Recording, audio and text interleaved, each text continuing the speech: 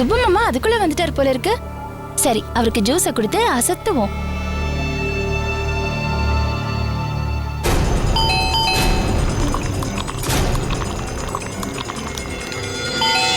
வரேன்.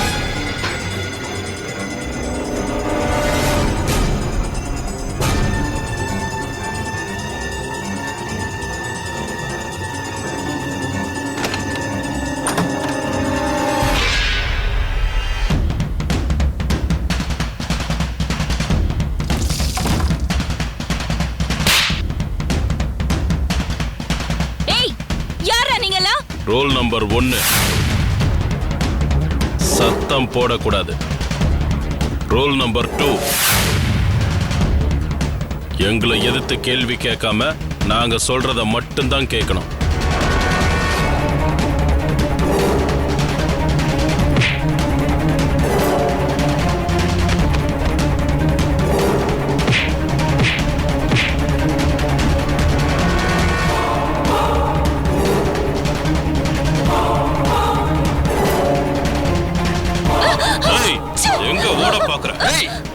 சத்தம் போடக்கூடாது. யாரா நீங்க? என்னடா வேணும் உங்களுக்கு? வரும்போதே எங்களுக்கு ஜூஸோட வரவேற்பு கொடுத்துருக்க. அதான் போனா போட்டுன்னு ஒரே ஒரு தடவை பதில் சொல்றோம். என் பேரு திருப்பதி, இவன் பேரு ஏழுமலை, இவன் வெங்கடேசன். நாங்க 3 பேரும் பக்கத்துல இருக்கிற பேங்கை கொள்ளடிக்க வந்திருக்கோம்.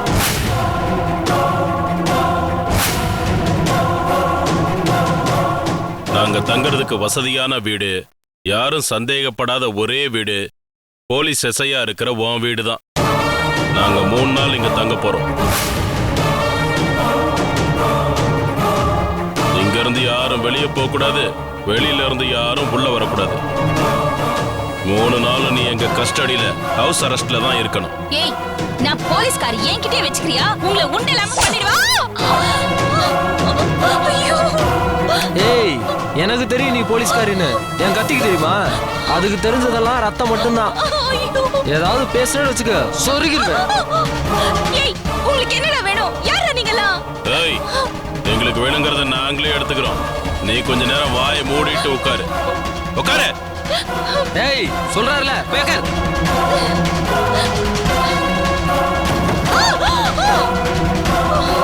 இது என்ன போலீஸ் ஸ்டேஷனா? சிம்மாசனத்துல கால் மேல கால் போட்டு உட்கார்றதுக்கு. தபார், வாயை மூடிட்டு பேசாம அமைதியா உட்காரணும். டேய், நான் யாரு, என் பவர் என்னன்னு உங்களுக்கு தெரியாது. அப்புறமா உங்களை வெச்சுக்கிறேன்டா. ஏழுமலை, ஏழுமலைக்கு அதிகமா பேச தெரியாது, அறைய மட்டும்தான் தெரியும். அதனாலதான் உன்னை அடிக்கிற வேலை மொத்தத்தையும் அவங்கிட்ட கொடுத்துருக்க. மரியாதையா இருந்துக்க. எங்களுக்கு ஒத்துழைப்பு கொடுத்தீங்கன்னா வெறும் வணக்கம் வைப்போம், அப்படி இல்ல வீர வணக்கம் வச்சுட்டு போயிட்டே இருப்போம். உட்கார்.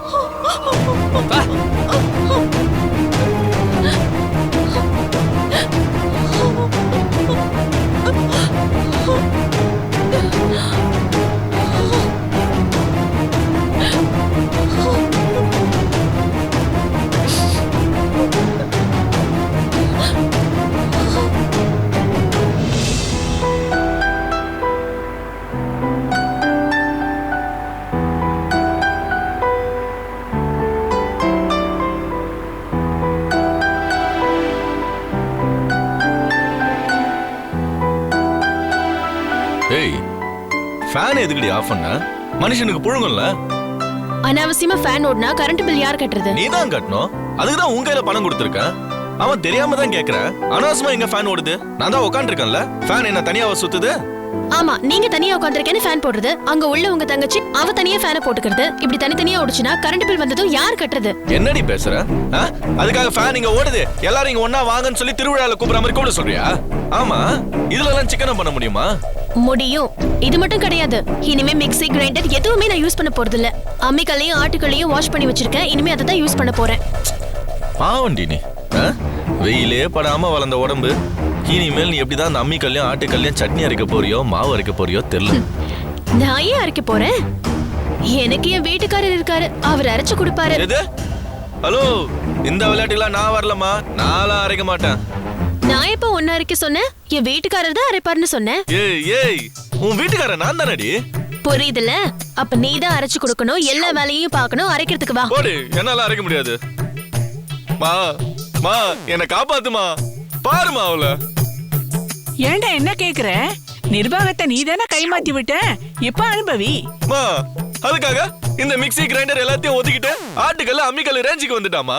ஃபேனை வேற ஆஃப் பண்ணிட்டா. என்னன்னு கேட்டா கரண்ட் செலவு வேற மிச்சமாகும்ன்றா. உனக்கு இது போதாது. அம்மாடி ரேகா, சொல்லுங்க அத்தை. கரண்ட் அதிகமா செலவாகிறது வாஷிங் மிஷின் யூஸ் பண்றதுனாலதான். அதுக்கு முதல்ல வழி பண்ணுமா. அப்படியா அத்தை? அப்ப இனிமே நான் வாஷிங் மிஷினே யூஸ் பண்ண மாட்டேன் அத்தை. அதுக்கு நான் வந்து துணி துவைச்சு கொடுக்கணுமா? ரொம்ப புத்திசாலி புருஷன், கரெக்டா புரிஞ்சுக்கிட்டீங்க. ஏய் ரேகா, மனுஷியாடி நீ. மா என்னம்மா இவ? ஏன் இத பாரு ராசா, நீயாச்சும் உன் பொண்டாட்டியாச்சு, நீயா போய் சமாளிப்பா. ஏய் ரேகா, ரேகா.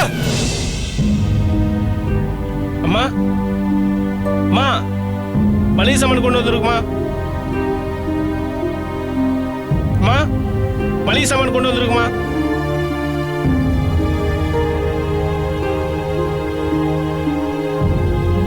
ஏய் என்னடி இது? சின்ன பசங்க ஏதோ சொப்பு விளையாடுற மாதிரி விளையாடிட்டு இருக்க. அவன் எத்தனை நாளைக்கான மளிகை இது? ஒரு வாரத்துக்கா 2 வாரத்துக்கா? என்னது, ஒரு வாரத்துக்கா 2 வாரத்துக்கா? ஒரு மாசத்துக்கே இதுதான். எது ஒரு மாசத்துக்கா? ஏய் எங்க அம்மா இவ்வளவு பெரிய பொட்டில மளிகை சாமான் வாங்குவாங்கடி. அவன் இது எவ்வளவு? 3000 ரூபாய்க்கு வாங்கியிருக்கேன். எது 3000 ரூபாய்க்கு? மேடம் 8000 ரூபாய். 8000மா? நான் 3000க்கு தானே லிஸ்ட் சொன்னேன். பில்ல பாருமா, பழைய பாக்கியம் சேர்த்து இருக்குமா. ஐயோ, பழைய குப்பையெல்லாம் கலர்றானே. நான் மளிகை கடையில பாதி பணத்தை கொடுத்துட்டு மீதிய நகை கடை புடவை பாக்கின்னு யாருக்கும் தெரியாம அட்ஜஸ்ட் பண்ணுவேன். இப்ப இவன் வந்து எல்லா குட்டையும் உடைக்கிறானே. என்னது பழைய பாக்கியா? அப்படி எதுவும் இல்லையேப்பா. அம்மா உங்களுக்கு தெரியாதம்மா, நீங்க புது டிக்கெட்டு, இந்த வீட்ல பழைய டிக்கெட் ஒன்னு இருக்குமே, அது ஏய் டிக்கெட்னு சொன்னா அடிச்சு பல்லெல்லாம் கேட்டுருவா ராஸ்கல். சந்த வேலை இருக்கும் பாரு. Sorry sir. அம்மா வந்து கடைக்கு பழைய பாக்கி 5000 ரூபாய் கொடுக்கணும். ஐயோ சொல்லிட்டானே, எல்லாத்தையும் சொல்லிட்டானே படுபாவி. திவ்யா, நான் இப்ப என்னடி பண்றது? மா என்ன கேட்டா? எனக்கும் இதுக்கும் என்ன சம்பந்தம் இருக்கு?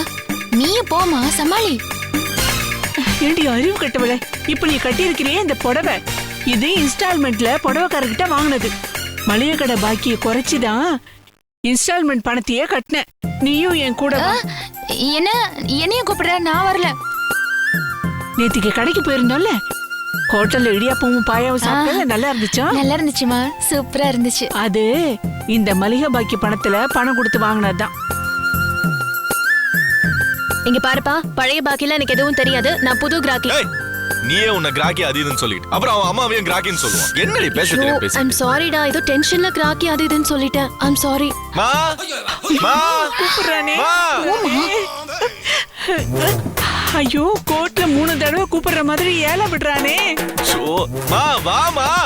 ஐயோ போமா, மாதவன் பத்தி உனக்கு தெரியும்ல, மத்த 2 அண்ணங்களை சமாளிச்சிடலாம், ஆனா இவரை சமாளிக்கவே முடியாது. பெத்தவன் எனக்கு தெரியாத, மாதவன் லேசுப்பட்டவன் இல்லைன்னு. வா, எவ்வளவு நேரமா கூப்பிடுறது? வாமா. ஐயோ மாட்டிக்கிட்டேனே. ஐயோ வாடி போலாம். வா வா, வாங்கி கொட்டிக்கிட்டேல, வா. என்னம்மா இது? ஏதோ 5000 பாக்கி இருக்குன்றா. போன மாசம் மளிகை கடைக்காரனுக்கு 5000 ரூபாய் கொடுக்கணும்னு என்கிட்ட கேட்டியே, நானும் கொடுத்தேனே. நீ எப்படியா கொடுத்த? நான் கொடுத்தேன், என்ன ஏமாத்தாத. அது குடுக்கறேன்னு சொன்னப்பா, ஆனா குடுக்கலையே. வேணா திவ்யா கிட்ட கேட்டு பாரு. நீங்க 2 பேரும் அதை பத்தி பேசுனீங்களா? எனக்கு ஞாபகம் இல்லையே, நான் கோயிலுக்கு போறேன்மா. நான் உங்ககிட்ட 5000 ரூபாய் கொடுத்தேன், அதுக்கு பதில் சொல்லு. சார் டைம் ஆகுது, ஓனர் திட்டுவார் சார். 8000 ரூபாய் பாக்கி கொடுங்க சார். ஏய் என்னடா ஓவரா பேசிட்டு இருக்க? நீ போ, நான் ஓனர் கிட்ட வந்து பேசிக்கிறேன். முதல்ல என்கிட்ட பேசு. இங்க பாருப்பா, நான் அந்த 5000 ரூபாய மளிகை கடையில கொடுத்தேன். ஓனர் எங்கேயாவது எழுதி வச்சிருப்பாரு, நான் சொன்னா அவருக்கு தெரியும். நீ போப்பா, நான் வரேன்னு சொல்லு. அத்தை, இப்பதான் இவர்கிட்ட இவர் கொடுக்கலன்னு சொன்னீங்க, இப்ப மளிகை கடையில கொடுத்துருக்கேன்னு சொல்றீங்க. கேஸ் வாசனை வர மாதிரி ஆமாமா, ரேகா, நான் போய் ஆஃப் பண்றேன். நீ இரு, ரேகா போவா. போய் ஆஃப் பண்ணு. அத்தை, கேஸ் எல்லாம் நான் ஆஃப் பண்ணிட்டு தான் வந்திருக்கேன். லைட்டு ஃபேனு எல்லாத்தையும் ஆஃப் பண்ற. இதை ஆஃப் பண்ண மாட்டேங்கிறியே. அம்மா 8000 ரூபாய் முதலாளி வாங்கிட்டு வர சொன்னார்மா. டேய் 10 வருஷமா உங்க கடையில மளிகை வாங்கிட்டு இருக்கேன். என்னடா 5000 8000 உங்க ஓனர் கிட்ட போய் சொல்லு, நான் கடையை மாத்துறேன், அதுக்கு காரணம் நீ தான் சொல்லுவேன். ஐயோ அம்மா, என் வேலையெல்லாம் போயிடுமா. அப்ப மரியாதையா குடுக்கறத வாங்கிட்டு போ. நீ குடுமா. இதுல 3000 ரூபாய் இருக்கு. அம்மா, அந்த பழைய பாக்கி ஒரு 5000 ரூபாய். ஏய், என்ன பேசிட்டே இருக்க? நீ தெலுங்கு தானே? ஆமாண்டி. தெலுங்கு வருஷப்பரப்பணிக்கு நான் கொண்டு வந்து கொடுத்தேன். அப்படியாம்மா? ஓ, அன்னைக்கு நான் ஊருக்கு போயிருந்தேம்மா. அதனாலதான் உனக்கு தெரியல. போ, போய் முதலாளி கிட்ட சொல்லு, நான் வந்து பேசிக்கிறேன். சரிம்மா. அவ்வளவுதான், இதுக்கு போய் கத்திக்கிட்டே இருக்கான்.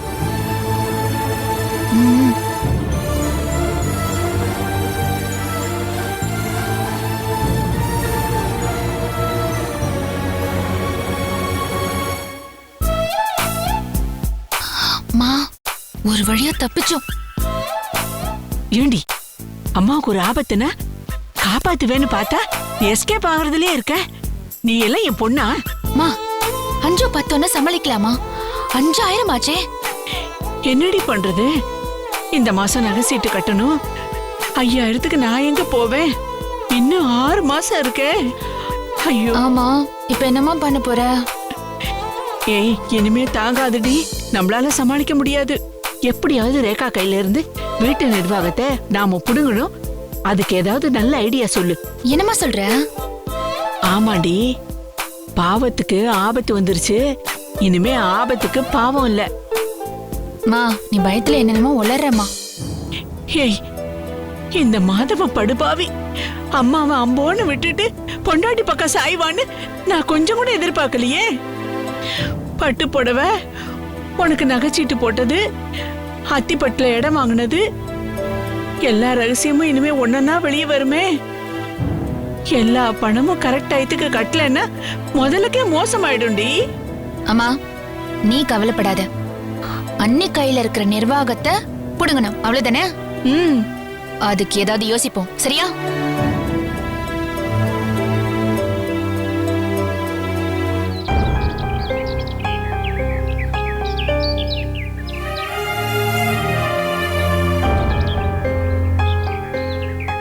டைம் ஆகுதுப்பா, வண்டி ரெடி ஆகுமா இல்லையா? வண்டியில சின்ன ப்ராப்ளம் சார். அது சர்வீஸ்க்காக தான் போயிட்டு இருந்தேன். நீங்க சவாரி கேட்டவொடனே வண்டி எடுத்துட்டு வந்துட்டேன். இன்னும் ஒரு 5 நிமிஷத்துல ரெடி ஆயிரும் சார். நல்லா ஏத்துன போ. நான் ரோட்ல நிறுத்திட்ட, ஒரு வண்டியும் காணோம். இந்த ரெடி ஆயிரும் சார்.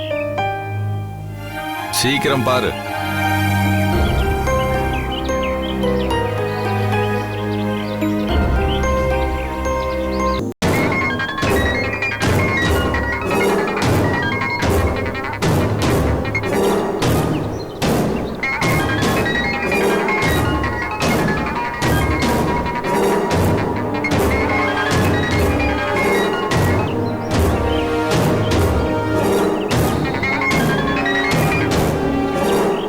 என்ன ரிங்கு போகுது, எடுக்கவே மாட்டேங்க.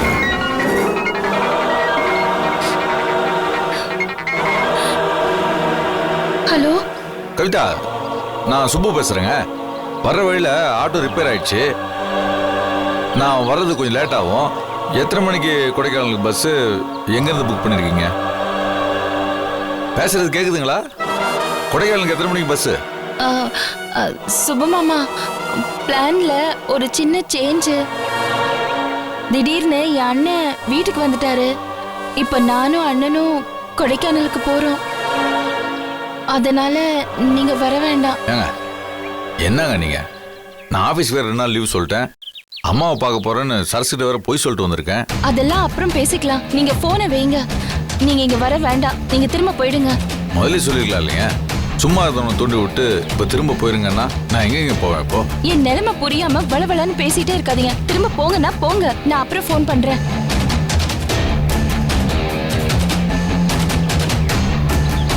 என்ன இவ்வளவு கடுப்பா பேசுறா? இப்படிலாம் பேச மாட்டாளே. கொடைக்கானலுக்கு அண்ணன் துணைக்கு வரானதும் என்ன கட்டி விட்டா போல் இருக்கு. இந்த பொம்பளையும் நம்பவே கூடாது. உனக்கு வேண்டா சொல்லு. கேட்டானவனே நாக்க தொங்க போட்டு பின்னாலேயே ஓடின பாரு. நல்லா வேணும். இப்ப என்ன பண்றது? சரசுகிட்ட அம்மா போக போறேன்னு சொல்லிட்டு வந்துட்டோம். திரும்ப போனா என்ன ஏதுன்னு கேள்வி கேட்டு தொலைச்சிடுப்பா. பேசாம அம்மாவை பார்க்க போ. என்னப்பா ரெடி ஆயிடுச்சா? இப்போ ஸ்டார்ட் ஆயிடு சார். வண்டி ஸ்டார்ட் ஆகும். ப்ரோக்ராம் ஆஃப் ஆயிடுச்சே. பஸ் ஸ்டாப்ல விட்டுரு. பஸ் ஸ்டாண்டுக்கா? ஆமா, போற வழியில விட்டுரு. சரி சார். போன கொடு கொடு. ஏய் கொடு. Good girl. நாங்க சொன்னபடி கரெக்டா பேசிட்டேன். இதே மாதிரி சமத்தா இருந்தீங்கன்னா உனக்கு பட்டர் பிஸ்கட்டும் பொறையும் கிடைக்கும். இல்ல ஏழுமலை வேண்டாம். ஆறதான் கிடைக்கும்.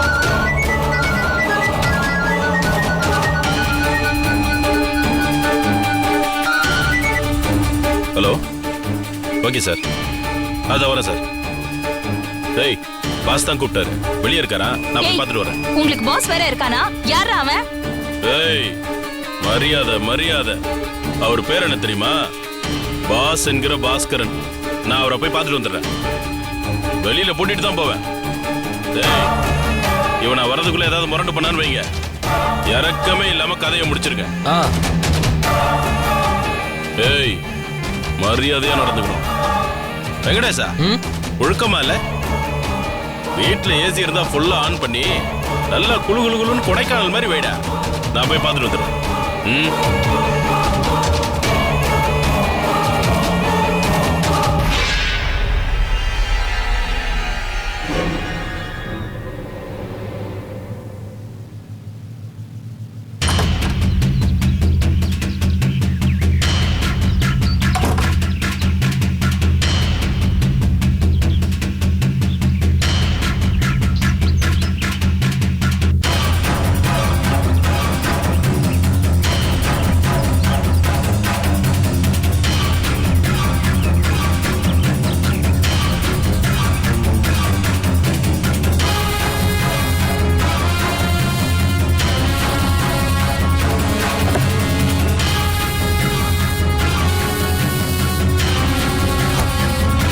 வணக்கம் பாஸ். என்ன சுதாகர், சுச்சுவேஷன் நம்ம கண்ட்ரோலுக்கு வந்துருச்சா? ஆமா சார், கொஞ்சம் முரண்டு பண்ணா. போலீஸ்காரி இல்ல, ஆனா நாங்க பேசவே விடலையே. உள்ள நுழைஞ்சதும் அறைய ஆரம்பிச்சிட்டோம். செவ்வுள்ள 4 செம அப்பணும். ரத்னம் அவ கையில ஒரு கோடு வேற போட்டான்.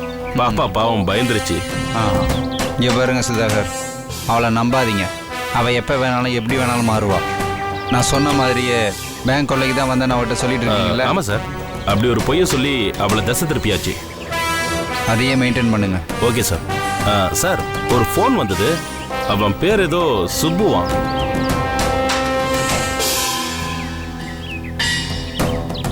அவனும் இவளும் ஜாலியா 3 நாள் கொடைக்கானல் போறதா பிளான் பண்ணிருக்காங்க. பஸ்ஸுக்கு டிக்கெட்லாம் போட்டாங்களாம். அதுக்காக தான் அவங்க அம்மாவுக்கு உடம்பு சரியில்லைன்னு அவன் பொண்டாட்டிக்கிட்ட பொய்ய சொல்லிட்டு வந்தானா. எங்ககிட்ட வந்துட்டு இருக்கான்னு சொன்னான். நாங்க வேண்டாம், என் அண்ணன் ஆகாஷ் கூட போறேன், நீ திரும்ப போயிடுன்னு இவளை கத்தியை காட்டி மிரட்டி பேச வச்சிட்டோம். அடுத்து என்ன பிளான் சார்? அவன் 3 நாளைக்கு ஸ்டேஷனுக்கு லீவ் போட்டிருக்கா. அந்த 3 நாள் வீட்லேயே ஹவுஸ் அரெஸ்டாக இருக்கட்டும். அப்பப்போ பேங்க் உள்ள அது இதுன்னு அவள் காதில் விழுற மாதிரி பேசிகிட்டு இருங்க. சரிங்க சார். அவளை ஈவு இறக்கமே இல்லாமல் உங்களால் எவ்வளோ டார்ச்சர் பண்ண முடியுமோ அவ்வளோ டார்ச்சர் பண்ணுங்க. உங்களுக்கு யார் மேலே அது கோவம் இருந்ததுன்னா அந்த கோவத்தை அவன் மேலே காட்டுங்க. நீங்கள் பண்ணுற டார்ச்சரில் அவள் திமிரு காணாமல் போயிடணும், அவள் கொழுப்பு கரைஞ்சி போயிடணும். புரியுதா? அவள் எவ்வளோ பாவம் பண்ணியிருக்கா தெரியுமா?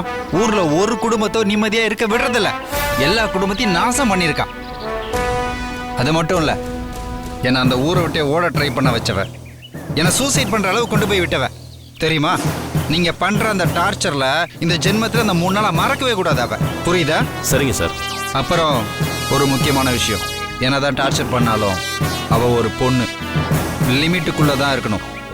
தப்பான பார்வையிலையோ தப்பான நோக்கத்திலையோ அவளை நீங்க பார்க்க கூடாது. என்ன? ஆனா ஒண்ணு, டார்ச்சர் பண்றதை மட்டும் நிறுத்திடாதீங்க. அவளுக்கு வாய் கொஞ்சம் ஓவர், அந்த வாயை உடைக்கணும்.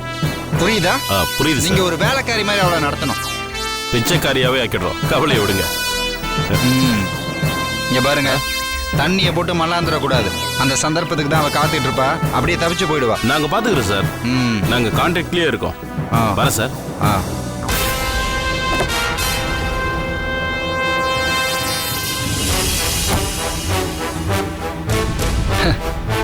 கவிதா, வழக்கமா போலீஸ் தான் பொறுக்கிங்களை திருத்துவாங்க. அதுல ஒரு சின்ன சேஞ்ச். பொறுக்கிங்கெல்லாம் சேர்ந்து உன்ன மாதிரி அயோக்கிய போலீஸை திருத்துட்டோம். தப்பு இல்லையா அது? ம்